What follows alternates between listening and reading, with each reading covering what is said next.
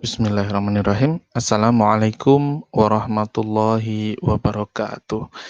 Baik, sebelum kita mulai pertemuan pada kesempatan kali ini, kita buka terlebih dahulu dengan membaca basmalah bersama-sama. Bismillahirrahmanirrahim. Alhamdulillahirrahmanirrahim. Pada kesempatan kali ini kita kembali ya dipertemukan.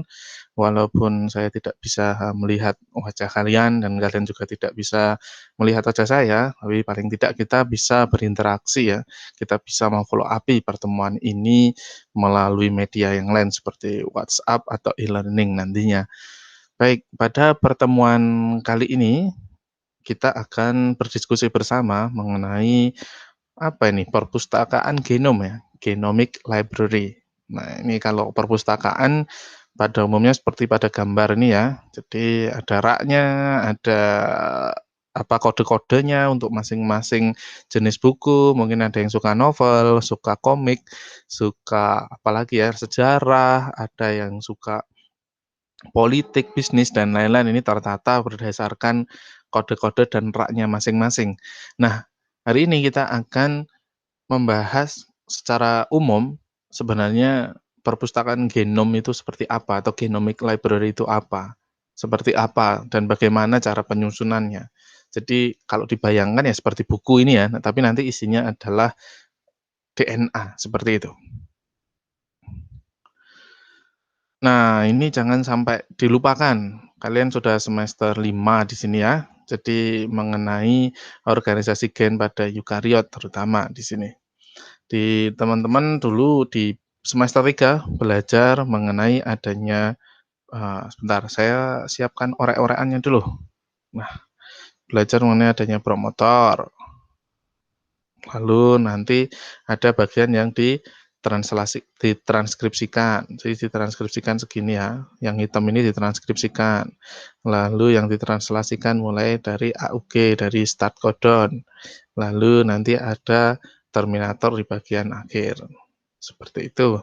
Nah, ini jangan sampai lupa ya. Jangan sampai teman-teman lupa ini apa, promotor itu apa, lalu bagian yang ditranskripsikan itu mulai dari mana, bagian yang ditranslasikan dari mana, nanti apakah semua dari mRNA yang hasil transkripsi itu ditranslasi, tentu tidak ya, ada yang namanya ekson dan ada yang namanya intron.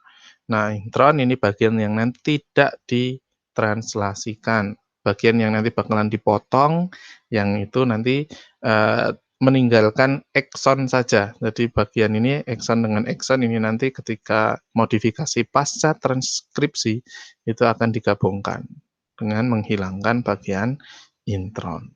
Nah, ini adalah organisasi gen pada eukariot dan ini jangan sampai terlupa karena ini akan dipakai selamanya sebagai terutama ketika teman-teman nanti akan menempuh karir sebagai orang-orang yang bekerja di bidang bioteknologi. Oke, sebagai pendahuluan, DNA library atau perpustakaan DNA, karena genom itu kan dia sejatinya adalah terdiri dari DNA ya, adalah koleksi dari kopian atau duplikasi dari DNA yang telah didesain sedemikian rupa sehingga peneliti atau kita itu dapat dengan mudah menemukan bagian dari DNA di dalam genom yang kita inginkan. Jadi dulu kita belajar bahwa DNA itu panjang sekali dalam genom kita ya. Panjang sekali. Ketika kita punyanya itu satu isolasi DNA gitu ya, jadi punyanya genom keseluruhan. Ketika kita ingin mendapatkan urutan sekuens tertentu dari DNA yang kita miliki, ketika hari ini harus ketemu. Nah, ini kita akan susah ketika kita hanya memiliki full genome, kita memiliki DNA secara utuh. Nah, ketika kita susun DNA itu dalam bentuk yang lebih kecil, jadi dipotong-potong dan kita memiliki database-nya, kita memiliki kode-kode tertentu, di mana DNA nanti disimpan pada wadah tertentu. Nah, ini kita akan lebih mudah ketika ingin mendapatkan DNA yang kita inginkan dalam waktu yang cepat. Nah, ada dua jenis DNA library. Yang pertama adalah genomic library. Nah, untuk genomic library sesuai namanya, ini adalah suatu koleksi yang terdiri dari potongan-potongan yang ketika digabung, potongan-potongan tersebut adalah DNA genom. Jadi, koleksi fragmen-fragmen DNA yang merupakan bagian dari genom. Jadi fragmen-fragmen tadi, ketika digabungkan semua, itu adalah genom dari suatu organisme. Yang kedua adalah si DNA library atau perpustakaan si DNA. Nah, ini beda ya, kalau genomik dia DNA, kalau si DNA ini dia sudah transkripsikan menjadi RNA, lalu di reverse transcriptase, ditranskripsi balik menjadi si DNA. Jadi ini nanti akan berbeda penggunaannya. Kalau yang genomik, ini nanti dia masih bentuknya genom, dia nanti terdiri gen, non-coding, dan coding region ya. Lalu nanti ada si DNA library, ini adalah bagian atau ini adalah DNA yang merepresentasikan gen-gen yang sudah ditranskripsikan. Jadi nanti beda. Yang satu itu mengenai ekspresi, yang satu ini adalah mengenai gennya, kan berbeda. Nah, hari ini kita akan fokus pada genomic library, karena sejatinya secara umum metode untuk persiapannya, metode untuk membuatnya ini sama ya. Seperti kalau teman-teman beli empek-empek gitu ya. Kalau nggak tahu empek-empek nanti cari di Mbah, tempatnya si Mbah. Jadi ada empek-empek kapal selam, lenjer, adaan, ada yang lain juga gitu ya. Itu adonannya sama, cuma dia nanti ada adonan-adonan tertentu, mungkin bentuknya, mungkin ada tambahan santan atau yang lain yang itu membuat berbeda, tapi adonan utamanya sama. Dari satu adonan itu bisa jadi banyak. Nah, yang genomic library dengan cDNA library ini sama. Jadi dia metodenya itu secara umum sama, tapi nanti ada beberapa hal yang lebih spesifik untuk cDNA library. Nah, kita akan berbicara hari ini mengenai genomic library. Nah, secara prinsip ini seperti ini ya. Jadi ketika kita mengekstraksi materi genetik dari jaringan atau sel, kita bisa mendapatkan DNA atau kita bisa mendapatkan RNA. Nah, kalau DNA ini dia bisa kita potong-potong dulu dengan enzim restriksi. Sedangkan RNA karena dia hasil dari transkripsi, dia udah bentuk potongan-potongan. Dia udah pendek-pendek. Nanti akan ada ini ya, perlakuan-perlakuan seperti ini yang tidak ada di DNA. Intinya ini dipendekkan, dibuat pendek kalau belum pendek. Tapi kalau yang RNA ini kan dia udah pendek, jadi tidak perlu dipendekkan. Tapi kalau yang DNA, jadi ini ketika dia sudah pendek, dia tidak perlu dipendekkan. Tapi kalau DNA dia wajib, terutama ini genom ya, dia wajib untuk dipotong-potong terlebih dahulu. Jadi difraksinasi dulu. Nah, di sini hasil potongan-potongan yang pendek tadi dimasukkan ke dalam vektor. Vektornya bisa macam-macam. Nah, ini misal untuk cDNA bisa plasmid, lambda phage, atau kalau genomik ini bisa lambda phage, cosmid, BAC, PAC, YAC, atau TAC. Nah, ini dipotong juga dengan enzim restriksi, baru digabungkan, diligasi. Nah, ini pakai prinsip rekayasa genetika yang di awal pernah kita diskusikan. Nah, di sini ditransformasi, lalu di-package, dikemas dalam bakteri gitu ya. Lalu bakteri atau ini tadi di vektor-vektornya tadi yang di atas ini.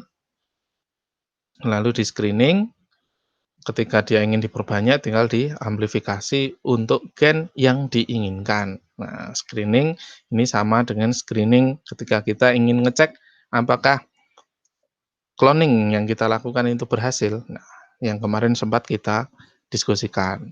Nah, ini kan sama ya, sama dengan prinsip rekayasa genetika yang pernah kita diskusikan pada pertemuan sebelumnya. Nah, untuk genomic library ini bisa diartikan sebagai koleksi dari mikroorganisme, terutama bakteri yang sering digunakan, yang sudah direkayasa genetika sudah direkayasa sedemikian rupa sehingga bisa diisi dengan potongan-potongan DNA dari organisme yang lain.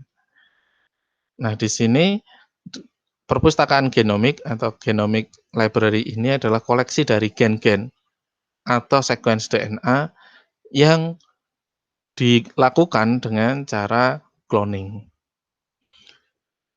Nah, di sini vektornya, vektor untuk mengkonstruksikan perpustakaan genomik ini bisa berupa bakteri atau yeast atau bahkan nanti ada yang dia virus gitu.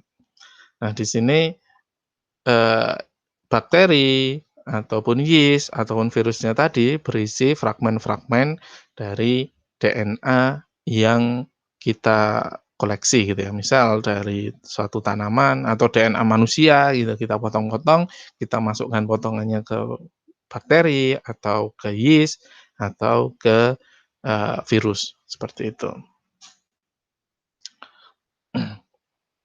Nah, di sini bakteri atau yeast atau tadi virus gitu ya, yang sudah berisi dengan potongan-potongan DNA dari suatu organisme yang ingin kita teliti, itu bisa ditumbuhkan pada suatu media kultur gitu. Nah, ketika mikroorganisme ini bereplikasi, membelah diri gitu ya, misal kalau yang dia adalah bakteri gitu ya, berarti dia juga menggandakan materi genetik, potongan materi genetik yang kita sisipkan tadi. Nah, di sini, perbanyakan dari potongan DNA tadi menjadi lebih efektif. Nah, di sini, semua klon atau klon itu berarti dia adalah duplikasi ya, semua misal bakteri membelah diri, nah yang hasil pembelahan tadi namanya klon gitu ya. Nah, ini di sini masing-masing klon itu secara teori pasti mengandung potongan DNA yang kita inginkan tadi, yang ingin kita teliti tadi. Nah, di sini untuk host-nya, untuk vektor yang dia bertugas untuk mengemas dari DNA yang kita inginkan tadi bisa berupa plasmid, bacteriophage, lambda, atau yang lain. Jadi kalau plasmid nanti bisa masuk ke yeast atau bisa masuk ke bakteri atau nanti ke virus, lambda bacteriophage. Nah, secara umum seperti ini ya, konstruksi dari genomic library. Ini nanti menggunakan lambda bacteriophage di bawah ini.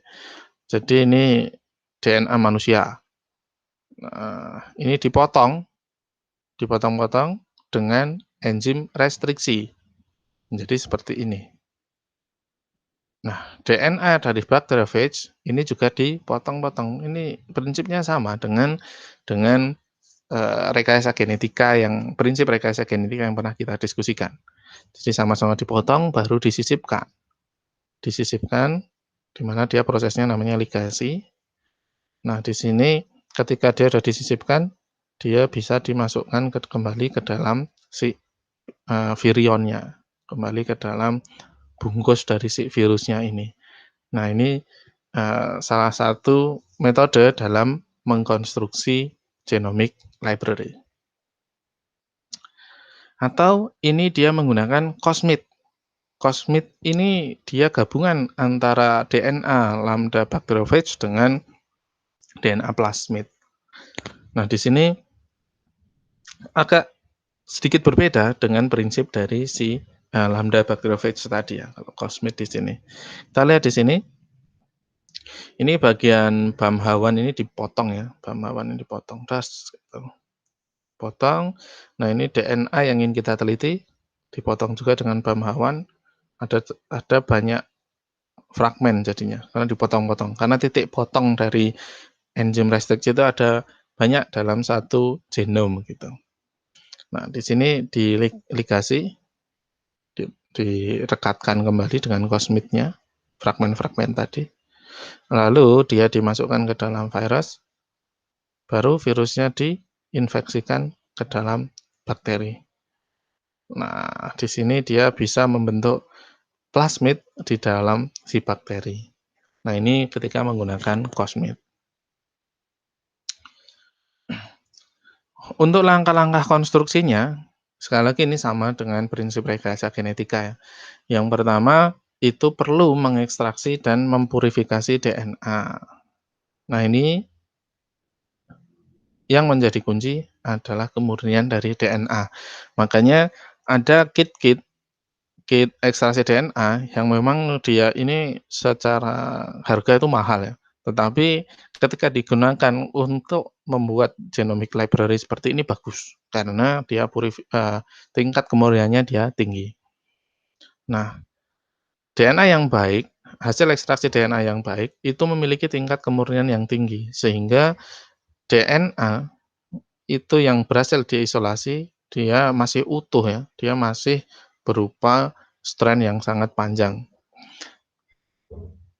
Nah, ketika kita kita mengelola suatu DNA yang sangat panjang itu akan susah, maka kita perlu memotong-motongnya dengan enzim restriksi agar dia lebih mudah kita atur ya, lebih mudah kita maintain. Jadi kita potong-potong terlebih dahulu dengan enzim restriksi di sini. Nah, enzim restriksi itu bisa memotong DNA genom itu menjadi 1000 potongan ya, kurang lebih gitu ya. Bisa jadi ada 1000 potongan DNA yang lebih kecil dari DNA genom yang kita miliki. Di mana masing-masing potongan itu bisa jadi memiliki satu atau lebih dari satu gen di dalamnya, seperti itu. Nah, masing-masing fragmen hasil potongan tadi, itu unik ya, berbeda antara satu dengan yang lain. Nah, untuk membuat koleksi tadi, untuk membuat genomic library tadi, masing-masing potongan itu perlu disimpan. Nah, salah satu penyimpanannya adalah di dalam plasmid.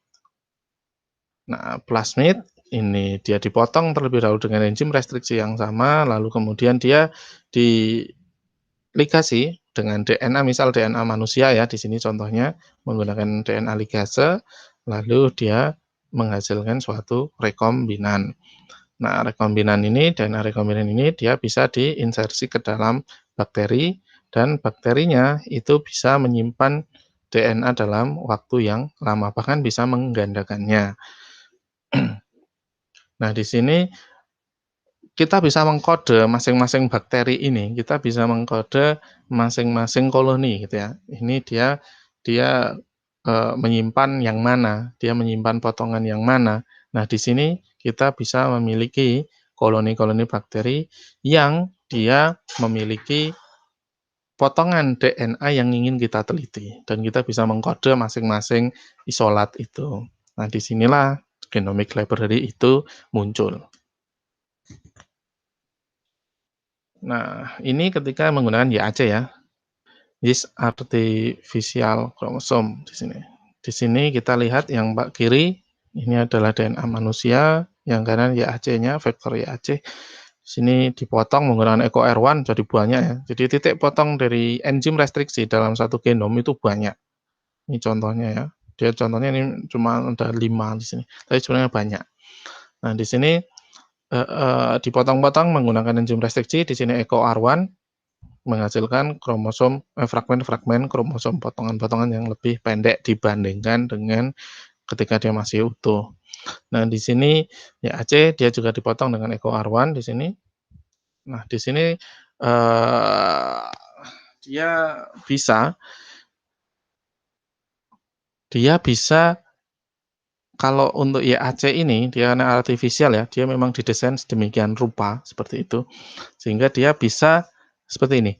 Yang bawah, ini dia dipotong menggunakan bamhawan. Nanti dia memiliki dua potongan seperti ini. Yang satu yang sebelah kiri, potongan sebelah kiri, yang satu potongan sebelah kanan. Nah, ini kalau YAC ini bisa diligasikan seperti ini, ujung-ujungnya ini. Yang satu nempel di potongan EcoR1 yang sebelah kiri, yang satu nempel di potongan EcoR1 yang sebelah kanan. Jadi ini potongan yang sebelah kanan, ini potongan sebelah kiri. Nah, di sini nanti ditransformasikan ketika sudah diligasi seperti ini, ditransformasikan ke dalam yeast. Karena yeast ini adalah eukariot, maka dia perlu Kalau eukariot dulu kita belajar kromosomnya dia berbentuk linear ya waktu itu. Nah, kalau kita menggunakan cDNA, ini sedikit kita menyinggung cDNA. Kita perlu mengisolasi yang namanya RNA. Nah, pertama kita menggunakan metode isolasi RNA, lalu kita dapatkan RNA murni ya, di sini ilustrasi saja, lalu di reverse transcriptase. Nah, ini sudah menjadi cDNA. Nah, di sini cDNA diinsersikan ke dalam plasmid. Lalu plasmidnya kita transformasikan ke dalam bakteri, bakterinya ditumbuhkan, lalu kita bisa mengisolasi si plasmidnya dan mempurifikasi DNA-nya. Nah, di sini kita masing-masing koloni ini bisa menjadi cDNA library dari RNA yang kita dapatkan dari suatu organisme. Jadi ketika bisa disimpulkan, untuk membuat genomic library mungkin bisa dikategorikan menjadi 3. Yang pertama menggunakan bakteri ya, menggunakan plasmid. Yang kedua menggunakan virus, tetapi virus nanti dia hasil akhirnya dia ditransformasikan ke dalam bakteri. Yang ketiga adalah menggunakan virus itu sendiri. Yang menggunakan plasmid, jadi diinsersikan ke dalam plasmid, lalu plasmidnya ditransformasikan ke dalam bakteri. Nah, kalau yang menggunakan virus seperti tadi adalah cosmid gitu ya, dia diinfeksikan virusnya ke bakteri, jadi ini ada mekanisme transduksi, lalu dia membentuk pola plasmid di dalam si bakteri di sini.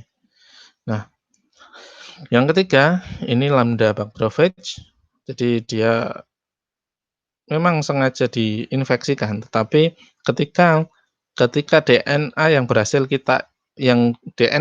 kita inginkan itu berhasil diinsersikan, dia akan membuat daur lisis ya.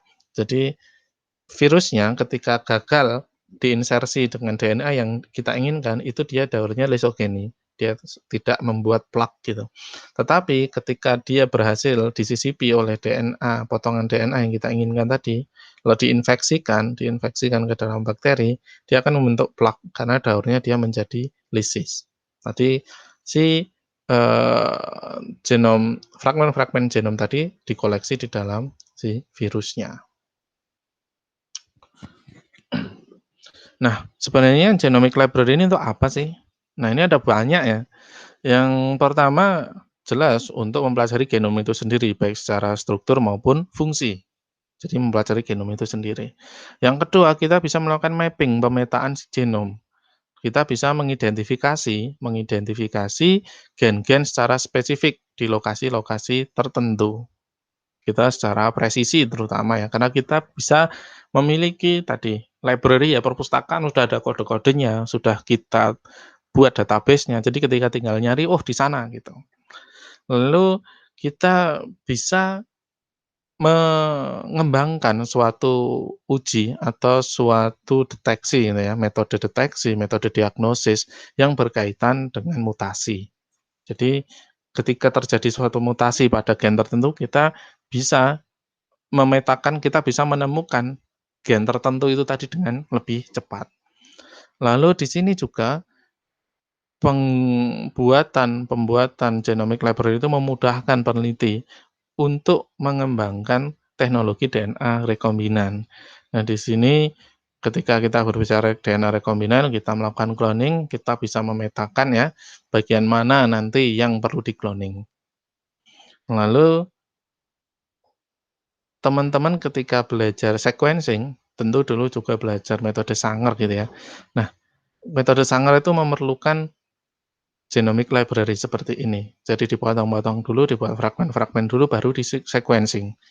Nah, ini membantu proses sequencing. Tetapi untuk metode sequencing yang lebih modern, ini tidak memerlukan genomic library. Tapi ada kelebihan dan kekurangannya masing-masing ya, untuk masing-masing metode sequencing. Lalu yang selanjutnya adalah ini ya, ketika kita sudah memiliki genomic library, kita bisa lebih mudah dalam mengidentifikasi gen-gen yang dia bisa berpengaruh pada, ini gen-gen yang berkaitan dengan farmaseutikal ya. Jadi dia bisa berupa gen yang sensitif terhadap obat tertentu, atau ketika kita memiliki genomic library dari suatu organisme yang penghasil, zat-zat obat, kita bisa memiliki peta, kita bisa memiliki koleksi gen-gen yang memiliki keterangan mengenai obat apa yang bisa dihasilkan oleh organisme tersebut. Jadi banyak sekali ya untuk, fungsi dari genomic library ini. Baik, demikian yang bisa saya sampaikan seperti biasa. Kalau ada yang ingin disampaikan, ingin didiskusikan, bisa langsung menghubungi saya atau bisa melalui sistem e-learning. Menghubungi saya paling mudah melalui WA ya, tidak perlu kirim surat atau malah wesel gitu, malah ada paketnya gitu, tidak perlu. Jadi nanti feel free saja, silakan menghubungi saya atau nanti bisa melalui email atau bisa melalui sistem e-learning. Baik, kita cukupkan pertemuan pada kesempatan kali ini dengan membaca bacaan hamdalah bersama-sama. Alhamdulillahirrabbilalamin. Demikian yang bisa saya sampaikan. Apabila ada salah kata saya mohon maaf. Saya cukupkan sekian. Wassalamualaikum warahmatullahi wabarakatuh.